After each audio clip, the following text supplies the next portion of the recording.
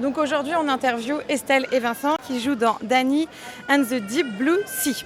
Donc je vous laisse présenter la pièce en quelques mots et vos rôles. Je vais laisser la présentation de la pièce à Estelle. Ok, donc alors en fait Danny and the Deep Blue Sea, c'est l'histoire de deux personnages complètement écorchés vifs, Danny et Roberta, qui vont se rencontrer dans un bar dans le Bronx à New York. Et cette rencontre, elle va complètement bouleverser leur vie. C'est un très beau texte, c'est très émouvant, c'est touchant, c'est pas littéraire en fait, c'est vraiment une belle histoire d'amour. Comment parfois quand on pense qu'on est dans des rails, qu'il n'y a rien qui peut changer, que notre vie elle est comme ça, eh ben non, il suffit d'une rencontre et il y a tout qui peut changer, voilà, c'est belle histoire. Ok, et donc ouais, c'est une très belle histoire, moi j'ai vu la pièce et c'était vraiment génial et hyper émouvant et... Enfin, il y a vraiment de la vie, c'est ce qu'on se disait, il y a vraiment de la vie, il y a du jeu et c'est vivant, quoi. On est vraiment dans le théâtre vivant, vraiment. Donc voilà, et du coup, toi, Vincent, tu as traduit la pièce et je voulais te demander comment ça s'était passé, les démarches que tu avais faites déjà pour trouver cette pièce et pourquoi tu as choisi cette pièce et toutes les démarches que tu as dû faire pour aller jusqu'à la traduction et à la jouer aujourd'hui à Avignon. Donc alors déjà la trouver, la pièce. On avait joué avant une pièce qui s'appelait Orphans, qui est déjà une pièce américaine, qu'on a jouée pendant 3-4 ans. C'était notre première traduction, alors j'avais fait la traduction qui s'est pas passée seulement avec moi, c'est toute une équipe aussi qui a apporté sa pierre. Donc voilà, il y avait une petite expérience. Et ensuite on est tombé sur Danny and the Deep Blue Sea, qui est une pièce que... Voilà, on regarde plein de pièces américaines et tout, on regarde, on lit, on essaie de voir des pièces américaines qui ont été peu jouées en France, enfin, des univers qu'on aime, comme Orphans, des choses touchantes qui parlent au cœur, aux tripes. Et donc Danny, on est tombé dessus. Je suis tombé dessus sur l'Instagram de Sylvester Stallone, qui avait vu cette pièce-là, mise en scène par Apollo Creed dans Rocky. Et donc il a dit, si vous voulez voir du vrai théâtre, allez voir cette pièce-là. Donc j'ai commandé. Elle n'était pas traduite, il n'y a pas la version éditée en français. Donc j'ai commandé, tombé amoureux. Et ensuite on s'est renseigné d'abord sur les droits, parce que pièce comme ça, on ne peut pas commencer un travail si on n'est pas sûr d'avoir les droits, si on va avoir une chance de faire quelque chose après. Donc au début, la pièce te plaît. Enfin, tu trouves sur Instagram, la pièce te plaît. Tu fais quoi? Tu décides de la traduire tout de suite ou tu te demandes d'abord les droits? Comment ça se passe? Ouais, c'est d'abord... ensuite, on l'a fait lire, bien sûr, la pièce. On partage avec son entourage, voir ce qu'on en pense de cette pièce-là. Tu l'as fait lire en américain? En anglais, ouais. Parce que la plupart des gens comprennent et c'est pas une pièce avec des mots très élaborés. Oui, c'est du quotidien. Voilà, des mots simples. Et... langage courant, c'est du langage courant. Voilà. Et merci Estelle. Et donc voilà, on essaie de voir si les droits sont disponibles. Donc comment on fait? On regarde déjà, la première étape c'est la SACD. La SACD, on regarde s'ils gèrent les droits. En l'occurrence pour cette pièce-là, c'était pas le cas. Il fallait que je gère avec une agente en France qui gère les droits de l'auteur. C'est John Patrick Shanley, qui est américain, Dominique Christophe. Et donc c'est elle qui a fait l'intermédiaire avec l'agente américaine qui gère les droits des pièces de John Patrick Shanley. Et après, donc voilà, on envoie le dossier, on dit ce qu'on a fait. Vu qu'on avait joué une pièce américaine avant, ça a aidé aussi, parce qu'ils ne donnent pas les droits comme ça non plus, ils veulent voir qui on est un peu. Et ça a mis un petit moment, elle a bien défendu le dossier, on a attendu 2 mois à peu près avant d'avoir la réponse et nous dire que c'était OK, qu'ils nous préparaient un contrat. Et généralement, chez nous, c'était un contrat sur 3 ans et souvent c'est une avance sur... comment dire? On appelle ça c'est un avaloir en fait. Donc l'auteur généralement il prend 10%. Bon, chez nous c'était 8%. Et 10% des recettes? C'est 10% de la recette. Et en gros on a payé un avaloir, donc une avance. Et cette somme-là en fait on ne doit rien par rapport aux recettes qu'on a au début tant qu'on n'a pas atteint le seuil de 10% des recettes totales. Ce qui fait qu'on devrait avoir, je dis pas le montant, mais... voilà, c'est comme ça que ça se passe. Mais bon, l'essentiel c'est qu'on a les droits, voilà. Ensuite, on a les droits super. on y va, on suit des marches. Bon, du coup, on a eu les droits un peu plus tard pour nous par rapport au fait, parce qu'on voulait jouer le Festival d'Avignon. Le Festival d'Avignon, tout se prépare bien avant. Il y a déjà beaucoup de théâtres qui sont remplis en programmation pour le septembre de l'année précédente du festival. Nous, on était en décembre. Et donc toi, tu conseilles pour les gens qui veulent jouer à Avignon de s'y prendre en septembre, par exemple?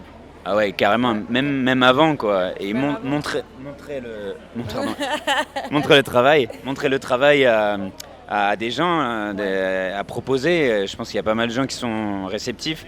Captation aussi, on m'a parlé. Donc captation, ça aide à présenter ce qu'on fait. C'est grâce à une des captations qu'on avait faites dans la pièce précédente qu'on nous a appris au théâtre où on joue, au Pixel Bayaf. Voilà. Donc, il n'avait pas vu la captation de la pièce d'Annie parce que vous l'avez créée ici à Avignon. Mais du coup, le fait de montrer ton travail, ce que vous aviez pu faire, la compagnie avait pu faire, ça vous a aidé en fait. Ouais, exactement. Ouais. Et bon, il y a un début à tout. C'est un gage de confiance en fait. Ils veulent voir un peu ce qu'on a fait. Ils veulent pas s'engager non plus à l'aveugle. C'est normal. C'est normal. Et puis moi qui ai vu les deux pièces, c'est un peu le même. On reconnaît un goût. C'est un peu le même style, mais c'est pas du tout la même chose. Mais on reconnaît un goût. Donc c'est vrai que ça c'est important comme ça. Vous créez vraiment un univers en fait. Et du coup on vous fait confiance pour ça et on va vous voir pour ça et on vous aime pour ça et ça c'est bien. Il y a vraiment des gens qui aiment ces univers-là voilà, on a des gens qui avaient vu Orphans et qui sont venus nous voir pour cette pièce-là, qui apprécient ça. Il y a de tout, hein. À Avignon, il faut de tout. Nous, voilà, c'est notre univers. Et du coup, après, pour recentrer du coup sur ta question tout à l'heure, une fois qu'on a les droits, la traduction, ça peut commencer. Et là, c'est un gros boulot. D'abord, c'est Vincent qui a commencé par tout faire en traduction littérale. Donc parfois, ça éloigne un peu du vrai sens, mais au moins, on a ce que ça veut dire littéralement, bêtement. Et après, nous, on peut redonner de la vie dans tout ça, du rythme aussi. C'est ça qui est super important dans une traduction, c'est de conserver le rythme. Là, de garder le rythme américain en français, c'est tout un travail là-dessus. Choisir vraiment les bons mots, c'est du langage courant. Donc ça s'adapte aussi. C'est dans l'air du temps, tu vois, on parle pas maintenant. Le langage courant, il a évolué aussi. Oui, bien sûr. Donc il faut vraiment adapter aussi à aujourd'hui. Comment nous, on le dirait dans ce milieu qui est aussi un milieu du Bronx de banlieue en fait, ça correspond à nos banlieues et c'est vraiment une adaptation au niveau de plein de choses et pour aussi bien traduire une pièce, il faut s'imprégner aussi de qui sont les personnages, comment ils parlent, qui ils sont, voilà, qu'est-ce qu'ils diraient eux, qu'est-ce qu'ils emploieraient comme mot plus qu'un autre, voilà, et du coup la traduction on a mis beaucoup de temps avant de la figer. Alors oui, en fait un truc important, je pense que maintenant les traductions effectivement c'est ça, c'est l'expérience qu'on en a. C'est une expérience collective, c'est pas une seule personne. Alors, il y en a beaucoup de traducteurs qui traduisent tout seuls, qui mettent leur nom. Mais je pense que oui, ça doit vraiment être un travail collectif. Vous l'avez fait ensemble? On l'a fait ensemble, finalement avec la metteur en scène, Sylvie Pérus. Et en fait, c'est vraiment en connaissant les personnages qu'on arrive à trouver les mots. Et ça évolue constamment, on fait des boucles. C'est un process qui nous a pris quelques mois. Hein. Et en fonction des répétitions, on changeait constamment jusqu'à avoir la version finale. Ouais, donc en fait, ça s'est traduit aussi pendant la répète. Et après, vous l'avez rédigé vraiment sur papier? Oui. Ok. Ce qui peut peut-être pas facile parce qu'au final, vous avez mal improvisé et tout, j'imagine. Oui, voilà. Mais vu qu'on veut vraiment respecter la pièce, l'auteur, c'était vraiment important pour nous. Parce qu'on ne peut pas se prendre de liberté, et c'est pas pour rien que l'auteur a mis certaines choses. Et on devait trouver l'essence en français, logique en français, du personnage. Parce que parfois, il y a certaines expressions américaines qui n'ont pas de traduction en français. C'est, voilà. Du coup, on doit trouver, nous, dans notre culture, c'est pas facile, mais c'est un travail qui est vraiment passionnant. C'est un métier. Oui, c'est vrai, c'est un métier, la traduction. Et ça doit être constamment, j'imagine, réactualisé par rapport aussi aux mots qu'on emploie aujourd'hui. Des choses qu'on dit plus. On ne peut pas prendre une traduction d'il y a 20-30 ans. Ça montrerait plus la force de la pièce. Je pense que c'est important de... Alors qu'elle est... c'est vraiment de l'humain et du coup, elle est assez proche, quoi. Voilà. C'est proche de nous. Voilà. Et elle a été écrite en quelle année, la pièce ? En 83. C'est la première pièce de John Patrick Shanley, qui avait écrit aussi Doute, qui a un prix Pulitzer, et il en a tiré un film avec Meryl Streep, Philip Seymour. Adams, Philip Seymour Hoffman, voilà. Et alors, une autre question, du coup, plus sur vraiment Avignon, par exemple, quelles sont, toi, les difficultés que tu rencontres ou les conseils que tu pourrais donner pour surmonter des difficultés? Tu vois que là, on est au début du festival d'Avignon, ça fait quoi, une semaine, 10 jours, ça a commencé à peu près? Ça a commencé vendredi dernier. Donc, ouais, ça fait une semaine. Voilà, ça fait une semaine. Et quelles sont les difficultés personnelles que tu as déjà surmontées et les conseils que tu pourrais donner, tu vois? Ton enseignement. Se lever tôt le matin.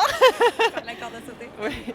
Non, mais c'est un entraînement en fait Avignon. Franchement, honnêtement, c'est mon tout premier Avignon et je pensais pas que c'était si difficile. Si on veut vraiment arriver à donner quelque chose aux gens de professionnel, de voilà, même envers la pièce, arriver à vraiment faire passer ce qu'on veut faire passer chaque jour. Enfin voilà, c'est un entraînement. C'est limite quasi militaire. Il faut se lever, il faut faire attention. C'est une alimentation. Voilà. Donc déjà, il y a une certaine rigueur à observer. Qui est très importante. Et puis ça crée des routines aussi qui sont rassurantes pour le festival. C'est bien d'avoir des routines où on se sent sécurisé et en confiance parce qu'il se passe tellement de choses autour. Enfin, il y a tellement de gens, tellement de pièces aussi qu'il faut tout ce qui peut nous rassurer, il faut le prendre en fait. Donc avoir des petites routines, je trouve que c'est important. Après, difficulté, le rythme, c'est quand même dur de jouer tous les jours, on n'a pas forcément l'habitude. En plus, nous, on joue le matin. Et quand on n'est pas du matin, c'est difficile. Et du coup, jouer tous les jours. Mais en même temps, c'est une expérience qui apprend tellement de choses et c'est génial. Il faut trouver cette envie à chaque fois. Et elle est là. Et c'est trop bien, c'est que du plaisir, quoi. Vraiment, ça renforce. Et le tractage? Montre-moi un truc. Ouais, c'est bon. Ouais, vas-y. Ouais, alors, le tractage. Alors, comment ça se passe, Estelle? C'était mon tout premier tractage. Enfin voilà, c'est mon premier Avignon, donc premier tractage. Et c'est pas facile. C'est pas facile d'aller vers des gens, de les accoster, de leur dire venez voir notre pièce. Qu'est-ce qui te gêne en fait? Pourquoi tu dis quand tu dis que c'est pas facile, qu'est-ce qui te retient en fait? Tu vois? Déjà de déranger des gens. Ouais. Voilà, la peur d'aller vers des gens qu'on connaît pas, de les déranger, ils sont dans leur truc, ils vont voir une pièce, ils attendent, ils discutent entre eux, ils sont entre eux. En général, il y a peu de personnes seules, ou même quand elles sont seules, elles sont sur leur téléphone ou quoi. De déranger les gens, déjà dans un premier temps. Et ensuite, notre pièce, c'est un peu comme notre bébé, c'est notre projet. Donc on a vraiment envie que les gens y viennent, on a vraiment envie que ça marche. Et c'est dur des fois de communiquer cette envie sans en faire trop ou sans tout de suite être trop émotif. Il faut trouver un juste milieu, que les gens aient envie de venir mais qui ne sentent pas non plus qu'on a trop besoin d'eux. C'est pas que ce soit agressif. Et pour moi, c'est dur de trouver le mélange subtil et les bonnes accroches aussi. C'est hyper important, les accroches. Pour les gens, parce qu'ils sont sollicités en permanence dans la rue, on ne se rend pas compte en fait. Et qu'est-ce qui, dans le tractage, qu'est-ce qui se démarque? Qu'est-ce qui, toi, quand tu te fais tracter, qu'est-ce qui te donne plus ou moins envie d'aller voir une pièce, par exemple? Alors ça dépend. Ça dépend des gens. Et c'est pour Vincent aussi, moi, c'est la sincérité du tracteur, de la personne qui tracte. Ouais. Voilà. Quand une personne me parle sincèrement et que je vois qu'elle est touchée, qu'elle croit vraiment à ce qu'elle dit, que c'est pas un texte qu'elle a appris, qu'elle récite comme ça, là, ça me touche et j'ai envie effectivement de prendre son tract et d'en savoir plus. Et Vincent? Oui, non, c'est ça, c'est la sincérité à défendre la pièce. Ensuite, il y a des pièces ou des thèmes auxquels on n'est pas trop sensible. Et alors, du coup, même si la personne défend très bien, c'est pas notre univers, donc on n'a pas envie. Mais oui, quand la personne convainc, quand il y a un sujet qui intéresse, a priori, on écoute et on a envie d'aller voir, d'en savoir plus. Ensuite, il y en a qui font des parades, ça peut aussi servir. Il y a des gens qui intriguent, même sans rien faire. On a vu des gens qui étaient vraiment en costume, qui intriguent, vraiment intriguer, créer l'intrigue. Alors il y en a qui font des choses aussi intéressantes, c'est qu'ils prennent le contre-pied, ils font vraiment de l'humour. Genre on n'allait pas voir cette pièce, ça dure 8 heures, il n'y a pas de siège, il n'y a pas de clim, etc. Donc voilà, ça fait un peu sourire, ensuite on donne le tract et on s'intéresse, on crée une sympathie. Il faut créer de l'envie. C'est ça, peu importe comment, mais il faut créer l'envie chez les gens. Et c'est pas forcément quelque chose de facile. Oui. Puis ça se fait pas juste en donnant ton track comme ça. Bonjour, voici ma pièce, ciao quoi. Ça Ouais. marche pas généralement. Ouais, ça marche pas. Pour monter ce projet, est-ce que vous avez eu des subventions? Est-ce que vous avez fait des demandes? Et si oui, comment vous y êtes pris pour faire ça? Bon, il y a plein de subventions. Je pense que je suis pas un spécialiste de toutes les subventions, mais en tout cas, j'en ai demandé. Je suis allé au bout. Alors, bien sûr, il y a beaucoup de papiers, beaucoup de paperasse, Ouais. etc. Mais je suis allé au bout de deux. C'est l'association du festival, à Avignon Festival et compagnie, je crois, à FSC. Et en fait, donc c'est eux qui gèrent le festival off, qui veillent à ce que le festival se professionnalise. Donc du coup, on peut demander une subvention. Les critères, c'est que les comédiens soient payés, qu'il y ait des jours leur lâche. Ça, c'est la base, donc il faut déclarer. L'autre subvention que j'avais demandé, c'était la Spedidam. La Spedidam aussi subventionne les créations d'auteurs contemporains. Donc nous, on répondait aux cases. Et pareil, il faut aussi prouver qu'on a rémunéré les comédiens, fait les jours de relâche. Et ensuite, il y a sur plein d'autres subventions. Il y en a pas mal où il faut demander effectivement 1 an à l'avance presque de quand on joue. C'est pas évident, c'est pour ça qu'il y en a plein non plus qui ne font pas la demande. Mais il y a un peu d'argent à récupérer et ça vaut la peine. Réussi à en récupérer? Ouais, un petit peu pour des deux là, que j'ai cités avant. Ça a abouti. C'est ça qui est bien en fait, il faut faire les démarches, mais quand on les fait en général ça aboutit et du coup ça peut paraître un peu fastidieux mais ça aide vraiment. Voilà, donc pour tous ceux qui veulent monter des choses et qui n'ont pas forcément de budget, parce que c'est, voilà, quand on se lance, arrête, je vais prendre le micro. Quand on se lance, on n'a pas forcément de budget, qu'on se produit et tout, voilà. Mais si on va au bout des dossiers, normalement, voilà, ça marche. Donc on encourage vraiment les gens à faire des dossiers et voilà. Carrément. Ça se fait sur Internet? Oui, exactement. Ouais. Surtout sur Internet maintenant. Ouais. Est-ce qu'il y a un endroit où est répertorié toutes les différentes subventions et qu'il existe? Alors ouais, je pense qu'il y a des sites aussi sur lesquels je suis allé où effectivement tu as toute la liste. Il faut aussi voir par rapport au niveau des conseils régionaux, culturels, etc. Il y a pas mal de choses. Ici, on a l'association de la Nôtre en Alsace, même si on est sur Paris. Donc il y a des choses à faire là-bas. Bon là, c'était un peu trop tard parce qu'il fallait faire la demande en septembre de l'année précédente à laquelle tu joues. Sinon, ouais, il y en a quelques-unes, je ne suis même pas au courant de tout. Faut sonner à chaque porte. Ensuite, être à son voisin. Non. Mais ensuite, il y a effectivement le financement participatif. Oui, ça marche aide pas bien. mal, il y en a pas mal qui le font.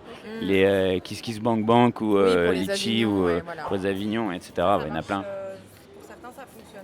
Mais Vo- pour Orphans ouais. notamment, ça avait fonctionné. Ouais, Pour Orphans, voilà. pour la première pièce de la compagnie, oui. Et oui, il y a des gens, alors on estime, on dit ouais, c'est les amis un peu qui aident, etc. C'est toujours délicat. Il y a vraiment des gens, même de la famille ou des gens qui aiment ce qu'on fait, qui veulent nous aider. Donc c'est vraiment, faut pas se gêner quelque part. Et si on présente bien le truc, il faut y aller. Mais si on croit à notre projet, tout simplement, qu'on a vraiment envie que ça voit le jour, tous les moyens sont bons, mais si on y croit, on entraînera des gens avec nous. Et voilà, et les gens aiment, ils veulent participer, ils veulent que ça marche. Donc ça fait plaisir, tout le monde est content. Ok. Bon, alors du coup, j'ai posé une dernière question. Si vous avez juste un conseil à donner à des comédiens qui voudraient évoluer, se faire une place, qui voudraient grandir dans ce milieu, un conseil, Ouais, vas-y. Il y a le conseil habituel, faut y passer. Mais Non. non, je vois rien d'autre en fait. En fait, faut pas avoir peur. Des fois, on est vraiment arrêté par la peur, on doute beaucoup, on sait pas si ce qu'on fait c'est bien, si vraiment on a raison de le faire, même des fois on doute de nous, si on est vraiment bien, si on a voilà. Mais non, il faut y aller, il faut avoir le courage. Et tant qu'on est passionné par ce qu'on fait, par ce métier, on aura une place. Peu importe qu'elle soit maintenant, dans 10 ans ou quoi, si on reste vraiment passionné, qu'on s'accroche et qu'on a faut du courage. Ça demande beaucoup de courage et ça demande de croire en soi. Mais si on y croit, il y a d'autres gens qui finiront par y croire au bout d'un moment. J'en suis convaincue. Okay. Voilà. Vincent, un petit conseil ? Non, tu as très bien dit toutes ces choses-là. Ouais, non, mais il n'y a pas de secret. Et s'ouvrir aussi beaucoup aux autres. C'est de la communication. C'est beaucoup un métier de communication. Il ne faut pas avoir peur d'aller parler aux gens, de communiquer. Voilà. peut-être un peu cliché, mais c'est vrai que des fois, il y a des soirées où on rencontre beaucoup de gens. Enfin, faire attention à qui on rencontre aussi, mais voilà, faut parler aux gens, faut s'ouvrir, faut pas rester seul sur soi. C'est un métier qui est vraiment, c'est un peu comme une communauté. Enfin oui, tout le monde se connaît plus ou moins. Et faut s'ouvrir aux gens, faut vraiment s'ouvrir aux autres. C'est de la communication, beaucoup de communication. S'entraider au final, ouais. Ouais. Ouais, bah ok, je suis d'accord aussi. Voilà. Bah, du coup, merci beaucoup d'avoir accepté cette interview. Avec plaisir, Marthe. De rien, Marthe. Et je Fier. vais faire le montage rapidement. Ouais. Et du coup, moi, je vous conseille vraiment d'aller voir cette pièce parce que c'est vraiment... honnêtement, c'est une vraie claque d'acteur aussi parce que c'est très, très bien joué. Et ils m'ont fait pleurer et c'est vraiment une très bonne pièce et tant sur l'écriture que sur votre interprétation. Donc voilà. Merci. Voilà, merci. Ouais. Merci à toi.